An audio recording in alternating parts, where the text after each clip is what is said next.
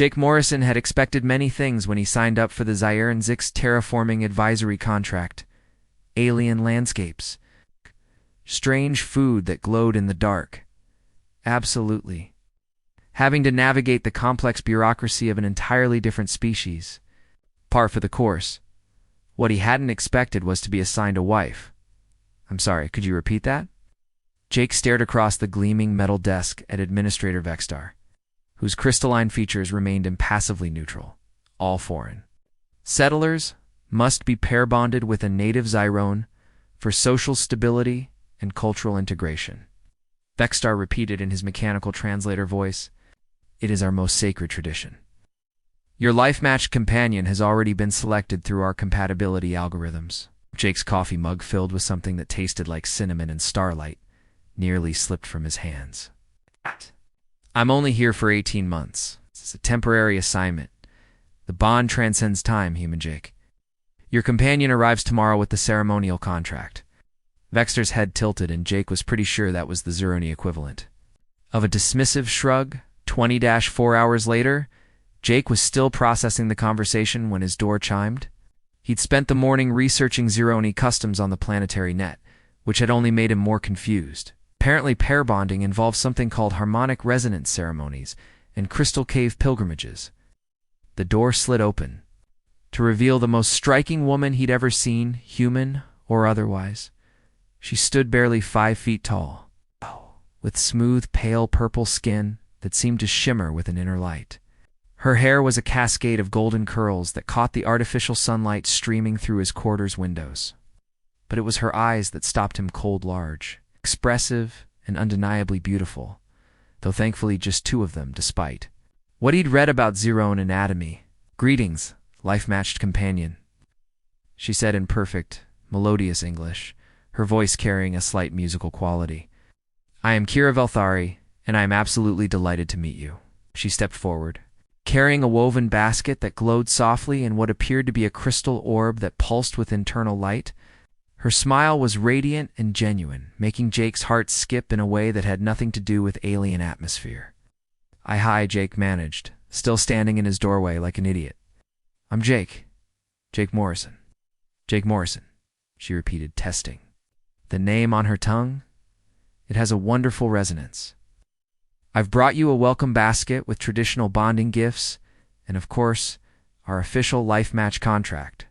She held up a shimmering document that seemed to be made of crystallized light. "About that," Jake said, finally finding his voice, "I think there might be some misunderstanding.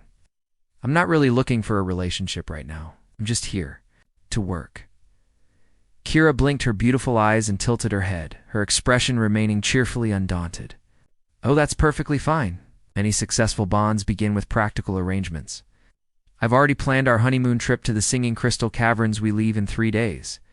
The mating songs of the caverns are particularly beautiful this season." Jake felt the ground shift beneath his feet.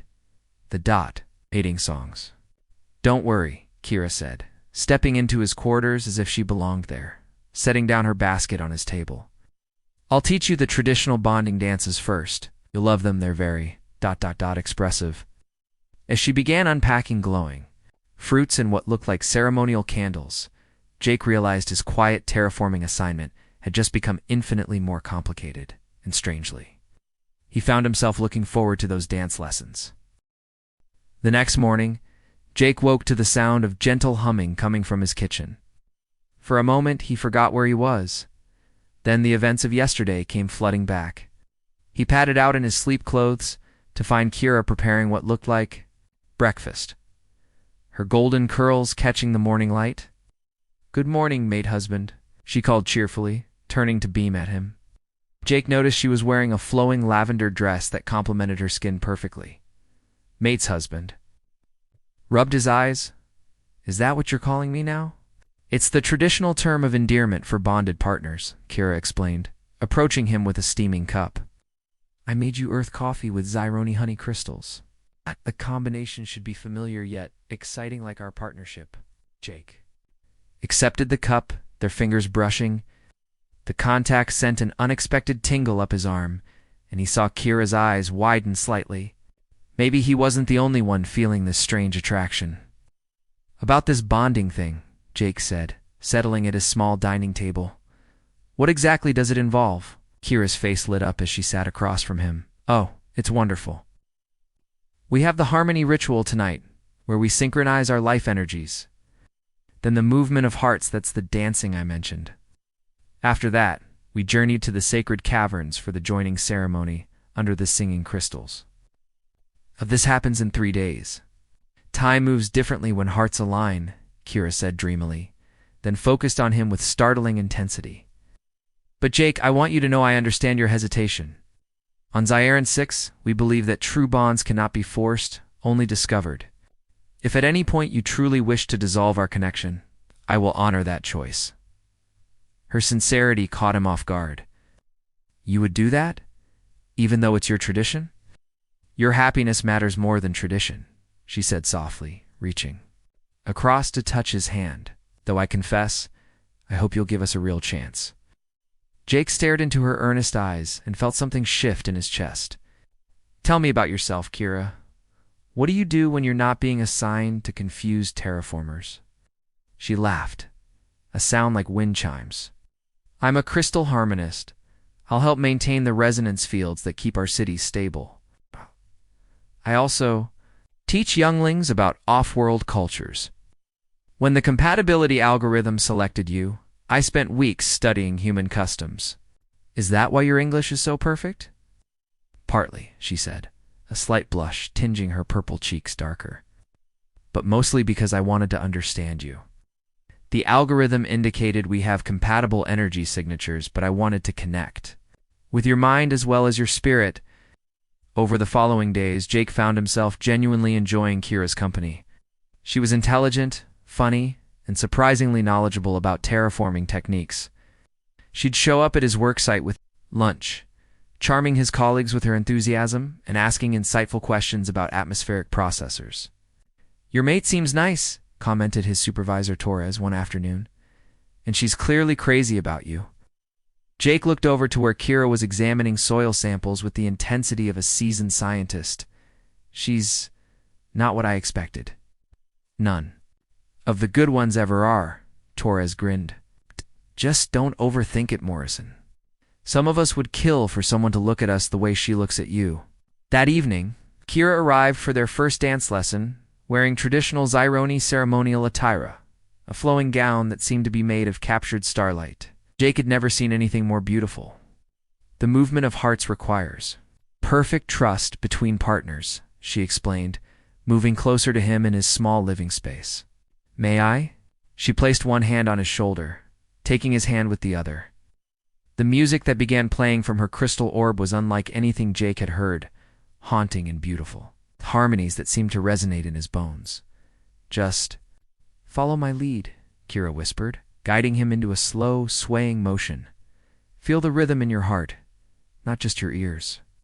As they moved together, Jake became acutely aware of her proximity, the warmth of her body, the subtle scent of ozone, and flowers that clung to her skin, the way her eyes never left his.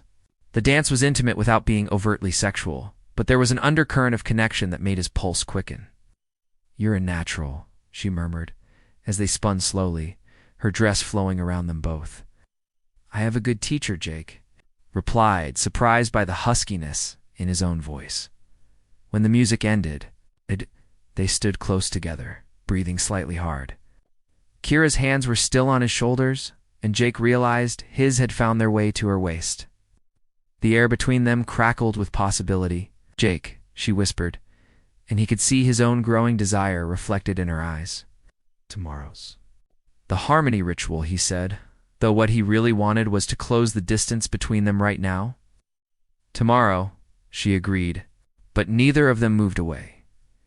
Jake was beginning to understand that this arranged marriage might not be such a terrible fate after all. The harmony ritual took place in Kira's family temple, a breathtaking structure carved from living crystal that hummed with natural resonance. Jake had never felt more out of place as dozens of Zyroni gathered to witness their ceremony. There, purple-hued faces watching him with curious but kind expressions. Don't be nervous, Kira whispered, radiant in her ceremonial robes. Just be yourself." But Jake was nervous.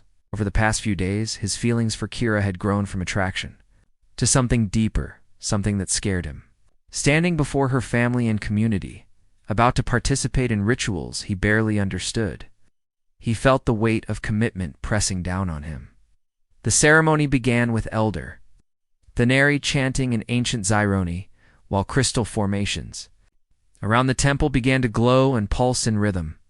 Jake and Kira stood facing each other, hands joined as the harmonic frequencies built around them. "Now we share breath," Kira said softly, stepping closer. "It symbolizes the joining of our life forces."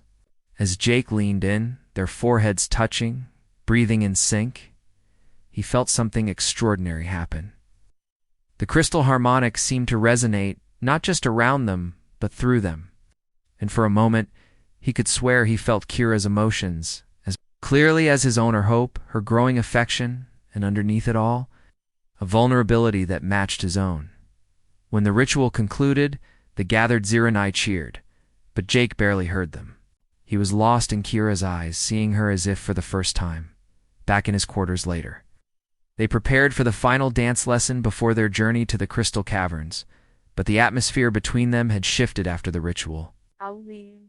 Playful flirtation had deepened into something more intense, more meaningful. The eternal dance is different from what we've practiced, Kira said, seeming uncharacteristically nervous as she activated the music crystal. It's meant to represent the complete union of souls. The melody that filled the room was sensual and hypnotic, with deep bass notes that seemed to pulse through Jake's body. Kira moved toward him like liquid silk, her ceremonial dress replaced by something that looked like captured moonlight. "Show me," Jake said, his voice rougher than intended. The dance began slowly. With circular movements around each other, their eyes locked. Gradually they drew closer, their movements becoming more synchronized, more intimate. When Kira pressed her back against his chest, guiding his arms around her waist, Jake's breath caught. "This represents trust," she whispered, letting her head fall back against his shoulder. "Complete vulnerability with your partner." Jake's hands spanned her narrow waist, and he could feel her pulse racing beneath his palms. As they swayed together, he realized he'd never felt more connected to another person in his life. "Kira," he said, and she turned in his arms, her face tilted up to his. "What is it?" The words came tumbling out before he could stop them. "I'm terrified. I came here thinking I'd do my job and leave, and now I don't know what I'm feeling. But it's huge, and it's scary, and I don't want to hurt you if I can't." Kira silenced him by placing her fingertips against his lips. "Do you think I'm not scared too?" she asked softly. "I've waited my whole life for my life match, dreaming of this perfect connection. But what if you decide I'm not enough? If you choose to return to Earth and forget about me?" Jake stared down at her, seeing his own fears reflected in her beautiful eyes. Without thinking, he cupped her face in his hands. "That's not going to happen." "How do you know?" "'Cause Jake said, finally admitting the truth to himself. "I'm already falling for you hard." The relief that crossed Kira's face was radiant. "Really?" Instead of answering with words, Jake leaned down and kissed her. It was soft at first, tentative, but when she melted against him with a soft sigh, he deepened the kiss. She tasted like starlight and honey, and when her arms wound around his neck, Jake felt like he was coming home to a place he'd never known he was looking for. When they finally broke apart, both breathing hard, Kira smiled up at him with such joy that Jake's heart squeezed. "Tomorrow we go to the crystal caverns," she said, her fingers tracing patterns on his chest through his shirt. "Are you sure you're ready for that?" Jake asked, though his hands were already trailing down her sides, making her shiver. "Ready my whole life," Kira whispered, pulling him down for another kiss. "The question is, ... are you ready for me?" Jake's answer was to lift her into his arms, carrying her toward his bedroom, as the crystal music continued to play, weaving around them like a blessing. The real bonding, they both knew, was just beginning. The journey to the singing crystal caverns took them across Ziran Six's most spectacular landscape, rolling hills of violet grass beneath twin moons, forests of silver trees that chimed in the wind, And finally, the towering crystalline formations that housed the sacred caverns. Jake piloted their hover sled while Kira pointed out landmarks, her excitement infectious. She'd changed into practical travel clothes, but somehow managed to look ethereal, even in hiking boots and a backpack. "Listen," she said, as they approached the cavern entrance. "Can you hear it?" Jake strained his ears and caught at a faint melodic humming emanating from the crystal formations. "It's beautiful." "Each crystal resonates at a different frequency," Kira explained, taking his hand as they walked toward the glowing entrance. Together, they create harmonies that are said to reflect the music of the universe itself. The cavern interior took Jake's breath away. Massive crystal formations jutted from floor and ceiling, pulsing with soft bioluminescent light in shades of blue, green, and gold. The air itself seemed to shimmer, and the harmonic resonance was stronger here, creating an almost hypnotic atmosphere. "Our chamber is deeper in," Kira said, leading him along a winding path between towering crystal spires. "It's traditionally reserved for bonding couples." The private chamber was intimate and magicless circular space surrounded by singing crystals. With a natural pool of warm, mineral-rich water at its center, soft crystalline formations created natural seating areas and the harmonic resonance. Here was perfectly calibrated for relaxation and connection. "It's incredible," Jake breathed, watching the play of light and shadow on the crystal walls. "And it's ours for 3 days," Kira said, setting down their packs. She turned to face him, suddenly shy. "Jake, I know this is all happening very fast," but he stopped her words with a gentle kiss. "No regrets," he murmured against her lips. "Not about any of it." Relief and desire flashed in her eyes as she kissed him back, more boldly this time. When they broke apart, she began unlacing her travel tunic, her movements graceful and deliberate. "In Xyrani tradition, bonded couples cleanse themselves in the sacred waters," she said, her voice soft but steady. "It's meant to wash away old barriers and prepare hearts for true union." Jake's pulse quickened as he watched her disrobe, her purple skin luminous in the crystal light. She was even more beautiful than he'd imagined, delicate but strong, with gentle curves that made his hands itch to explore. "Your turn," she said with a shy smile, settling into the warm pool. Jake joined her, the mineral-rich water immediately relaxing muscles he hadn't realized were tense. Kira moved closer, her hands finding his shoulders as the crystal songs washed over them. "I never believed in destiny before," Jake said, pulling her against him in the warm water. "But being here with you, it feels like this was always meant to happen." Kira's response was to wrap her legs around his waist, bringing them intimately close. "Show me," she whispered against his ear. What followed was a slow, tender exploration, hands mapping new territory, lips trailing along unfamiliar but perfect landscapes. The crystal songs seemed to respond to their connection, the harmonies deepening and becoming more complex as their passion grew. When Jake finally joined with her, both of them crying out softly, the crystals around them flared with brilliant light.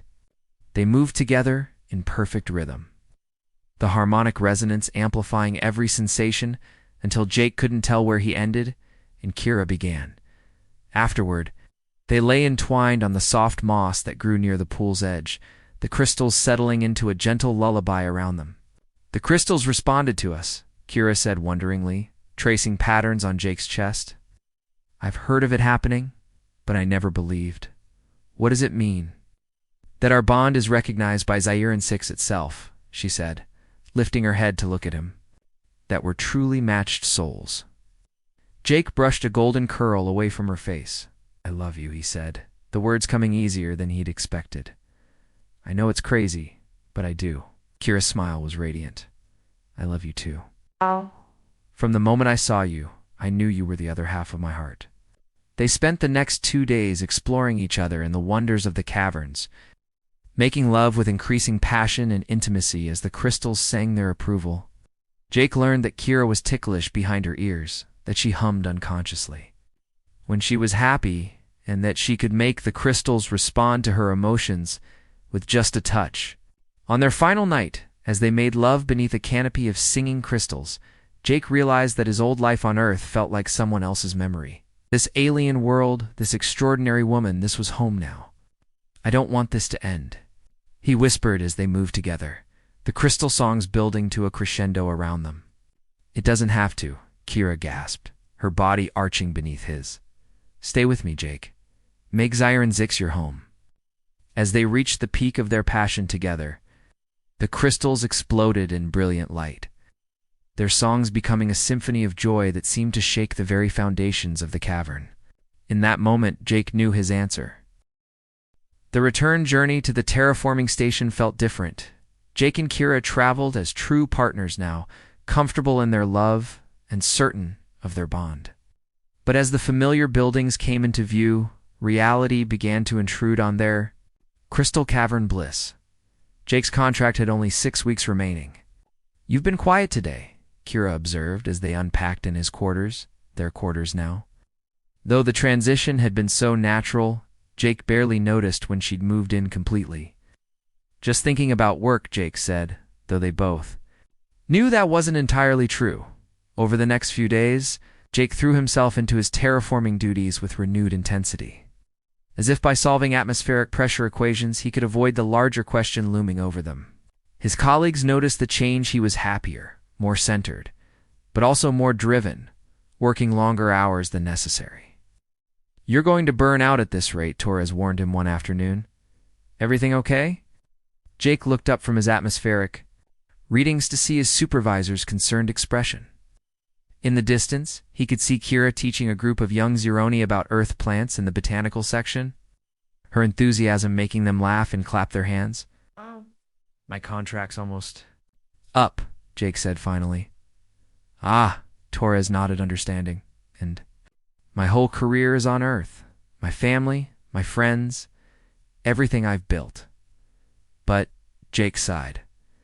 But I love her, Torres, more than I ever thought possible, and this place.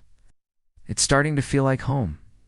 Sounds like you've got your answer then. It's not that simple. What if I stay and regret it? What if I go and regret that? Either way, someone gets hurt. That evening, Kira finally confronted the tension that had been building between them. She found Jake on their balcony, staring up at the stars visible through Zion 6's clear atmosphere. You're leaving, aren't you? She said quietly, joining him at the railing. Jake's heart clenched at the resignation in her voice. Kira, ... I understand, she continued, though he could hear the tears she was fighting. I always knew this might happen. You have a life on Earth, responsibilities. I was selfish to hope. Stop. Jake turned to face her, taking her hands in his. You weren't selfish. What we have. ... It's the most real thing I've ever experienced. Why are you pulling away from me? Jake struggled to find the words, because I'm terrified of making the wrong choice. What if the moons fall from the sky? Kira interrupted, her voice gaining strength. What if the crystals stop singing? But I will tell you this, Sci. Love you completely, with everything I am. And if you leave, a part of me will wait for you forever. The raw honesty in her voice broke something open in Jake's chest. God, Kira, I love you too. So much it terrifies me. Then trust in that love, she whispered. Trust in us. Jake looked into her eyes and saw his future reflected there, not just romance, but partnership, adventure, a life rich with possibilities he'd never imagined. The fear was still there, but underneath it was something stronger, certainty. I need to send a message to Earth, he said suddenly. Kira's face fell. Jake, to turn down the promotion they offered me, he continued, watching hope bloom in her expression, and to request a permanent transfer to Zion 6. The joy that radiated from Kira was so intense it seemed to make the air shimmer around them. She launched herself into his arms, kissing him with such passion that Jake staggered backward. Are you sure? She asked breathlessly when they broke apart. Truly sure? I've never been more sure of anything in my life, Jake said, spinning her around as she laughed with pure happiness, where they'd first made love. But this time surrounded by friends and family from both Earth and Zion 6. He wore traditional Zironi bonding robes, while Kira was resplendent, in a gown that seemed to be woven from starlight itself. by the power of the singing crystals and the blessing of two worlds, Elder Thanari intoned, I pronounce you eternally bonded. As Jake kissed his wife, his true wife now, not just assigned but chosen, the crystals erupted in their most beautiful song yet. The harmonies carrying their joy across the caverns and out into the Zyaren-6 sky. Later at their reception, Torres raised a toast to Jake and Kira, proof that the best assignments are the ones you never saw coming. Jake pulled Kira close, feeling their first child flutter gently in her still small belly, a perfect blend of human and Zyroni genetics that would grow up belonging to both worlds.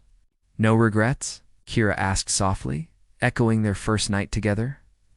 Jake looked around at their gathered friends, at the alien sky that had become familiar, at the woman who had transformed his entire universe with her smile. Only that it took me so long to say yes, he replied, kissing her as the twin moons rose over their new world, their forever home.